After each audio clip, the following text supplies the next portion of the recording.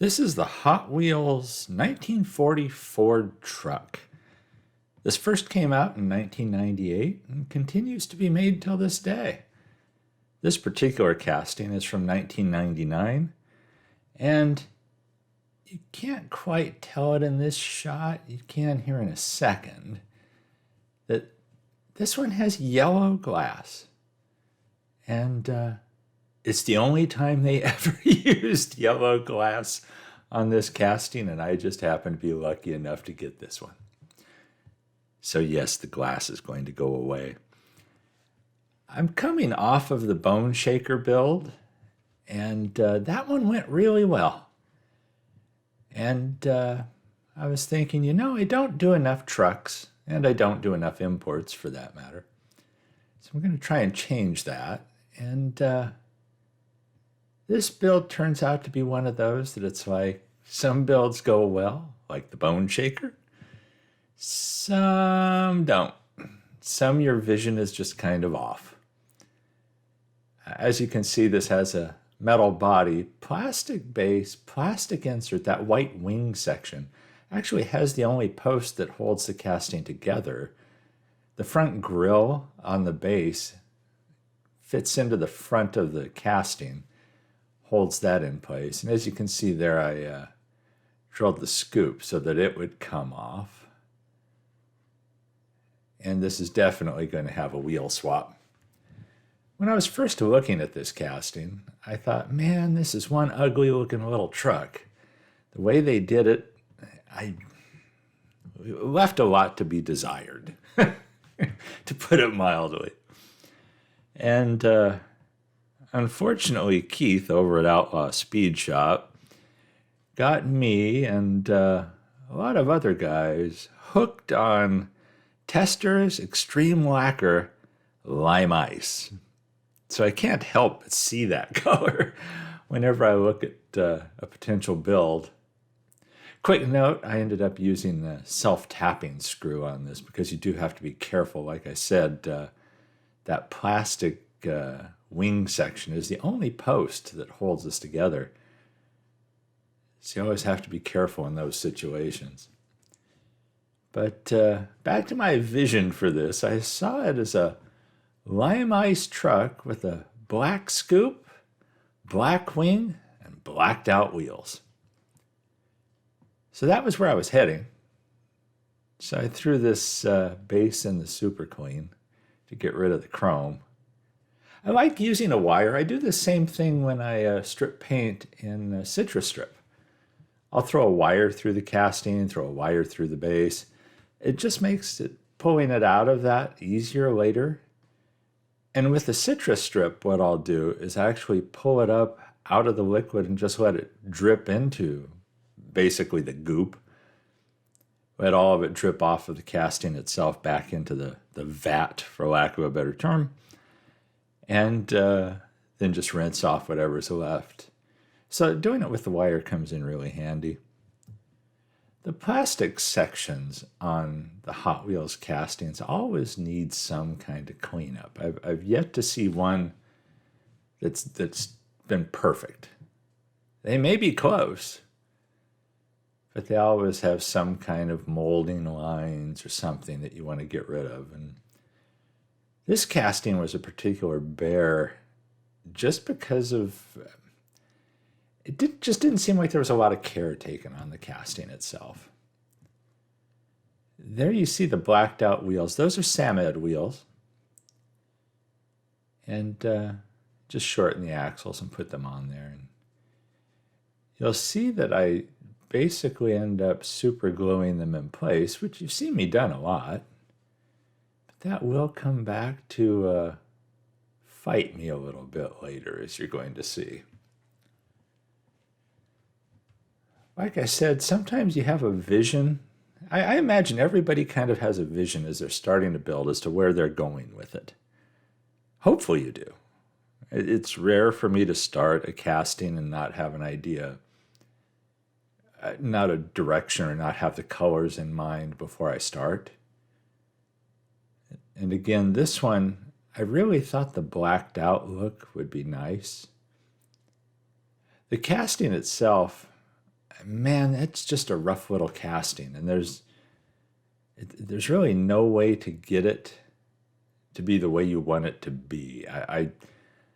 It's unfortunately it just seems like a very poorly done casting. I don't know if that's just specific to this one or if they're all that way. And originally it just seemed like an ugly duckling casting, and I guess I didn't realize, so many times with Hot Wheels castings, you strip the paint off and then you find, hey, there's a lot of detail under here, and this is a really nice casting, and there's some casting lines that need to be cleaned up.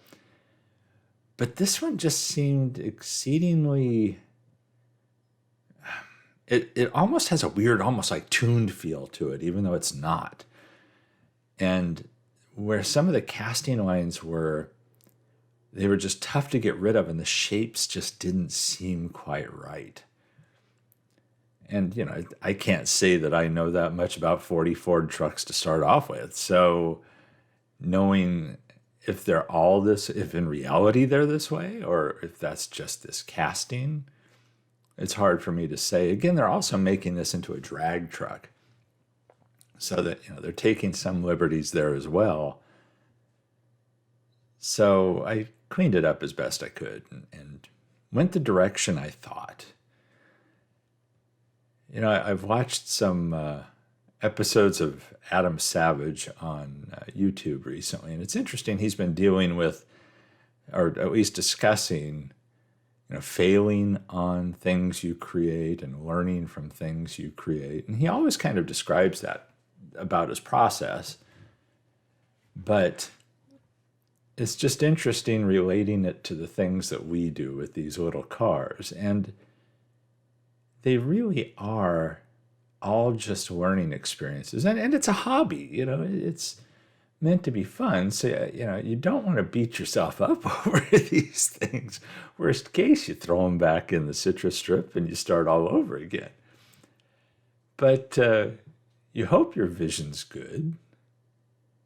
You don't want to be disappointed with it. And again, coming off the Ghostbusters build, where that one, I was really happy with that build, how it turned out. I had several ideas in mind for that Bone Shaker build ahead of time, and I actually have a list of Bone Shakers that I plan to do, just different designs. I went with the Ghostbusters design on that one, and it worked out pretty well for me. So I don't know if there's also this sense of arrogance as I started this one or what it was. Here I'm just cleaning up some of that base detail that I did. And then it was time to add some detail to the casting itself. And there you see the lime ice paint job I put on it as well. But I go into this, and now I'm painting the chute with that Aggressor Gray paint. I have at this point already used the Testors, again, Extreme Lacquer Lime Ice, which when you spray that stuff, man, it's rattle can. And man, I don't know, I can't help but think of something like, you almost feel like David Bowie. There's so much glitter flying around. Kind of like the Ziggy Stardust days. And there's just a cloud of glitter, and that's even with the little paint boost sucking the air out. There's still a cloud of glitter flying around. I also did go over it with the Minwax Polyurethane Gloss Clear prior to putting some of these details on. I didn't go too detailed on the interior. Basically just hitting the steering wheel with some silver, and then the shift area, the race shifter they had in there. I didn't, and possibly this is one of the things that I end up not really being pleased with this build about, is that back wing area. There wasn't much detail in there to work with. I don't show a lot of my detailing to the headlights, but I didn't include it because most of that was off screen as I was shooting it. But anyhow, I add some details to this, and The build doesn't end up exactly where I'd hoped it would be. I used the Tamiya clear orange just to put in the marker lights there, the turn signals. And then I used the clear red for the tail lights. Oh, back to the fin area. It ends up, I think, being too shiny back in the bed area.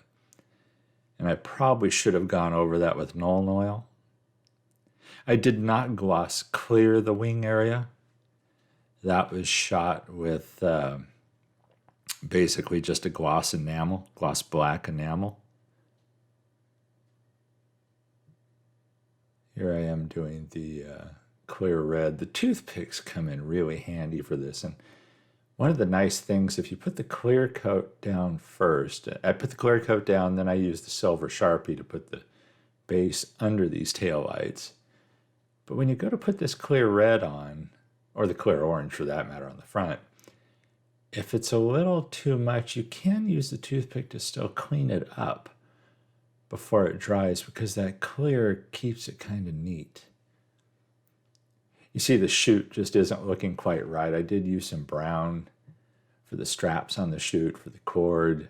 But I do go over that, as you see here, with Nuln Oil to darken it a little bit, to add a little more detail, a little more realism to it.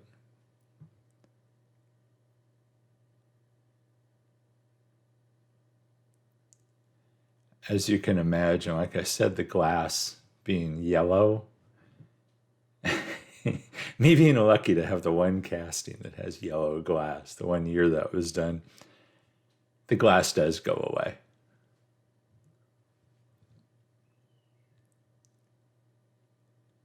There's my buddy Micro Crystal Clear.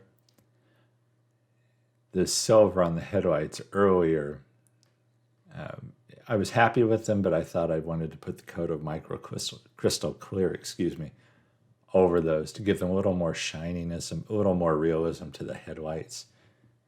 Again, this does, although it goes on white, it dries clear.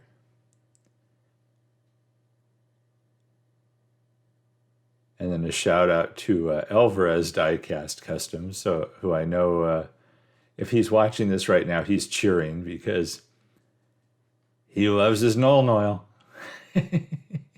And so I'm using my Nuln Oil on here too. It does give the bases a really good look. You use the silver Sharpie for the detail, but then it just looks more realistic when you hit it with the Nuln Oil. For the intake on that, it's keyed. There's the hole, and then there's a little notch that makes sure it's straight, or at least it's the direction they want it to be. There was no way I was going to try and tap that thing and put a screw in it, so I ended up going with the resin glue. And so you just put a little bit of that on here, and then you hit it with the light to cure it, and that thing's not going anywhere. That little scoop was hard enough to sand and file, as you saw earlier. There was no way on earth I was going to try and tap that. There's not enough there to tap. So here you see it. In goes that plastic black wing piece. As you see, there's the post on the right-hand side. It pops in. I know you're thinking I forgot the glass. Sit tight. The front of the base hooks in through the grill area.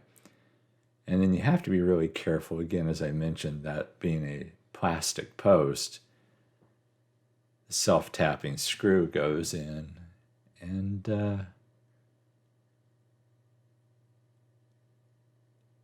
at this point I'm thinking, well, I guess that's a wrap, except for the glass. Let me get the glass on here.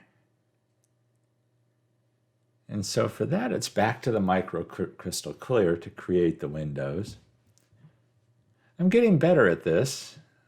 One thing I I've kind of picked up as I've been doing this is you want to make sure you have it all the way around the window, and then get enough on the toothpick, but lay the toothpick down flat across the open area. It lets you span that opening a lot easier than trying to start at one corner of the window and pull it all the way across. When you do that, it's almost like pulling down a blind when you use the toothpick flatter across the window opening, as you'll see here again in a second. It was easier, as you can see there, with it flat. So one to go.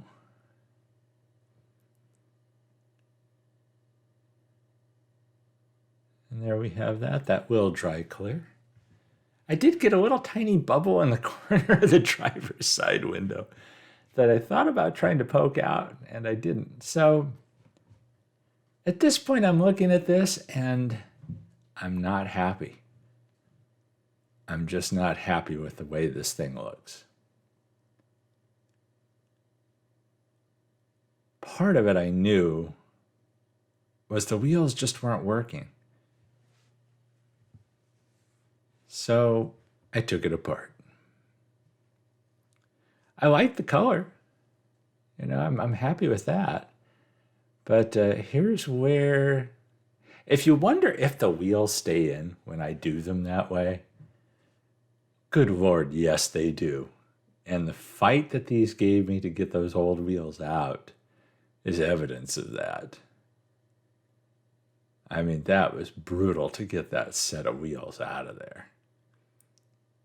It just fought me the whole way. And, at this point I'm thinking, geez, why, I didn't want to ruin that wheel set. They're nice wheels. I want to use them on something else.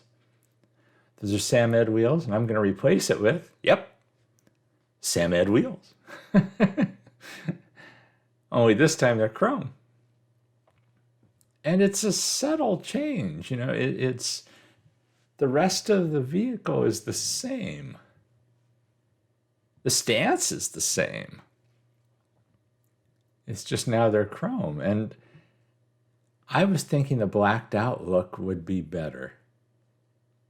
And I was wrong. At least I think I was wrong. If you like the blackout better, let me know in the comments down below, or if you think I went the right way, changing these over to chrome. And there I am. Maybe not using as much this time. Just on the odd chance I ended up wanting to switch them to yet a different color. But I think the chrome wheels do look better. So there's that god-awful, ugly starting point. And I probably should have taken a closer look at this. Maybe I should have put decals on it. Maybe I should have thought about it more. I hate to say I'm happy.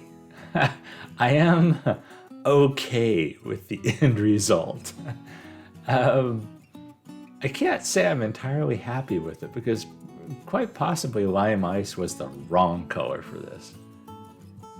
Quite possibly I should have had other black trim on the vehicle itself, and I should have matted out the fin, the wing in the back, and the area in the bed.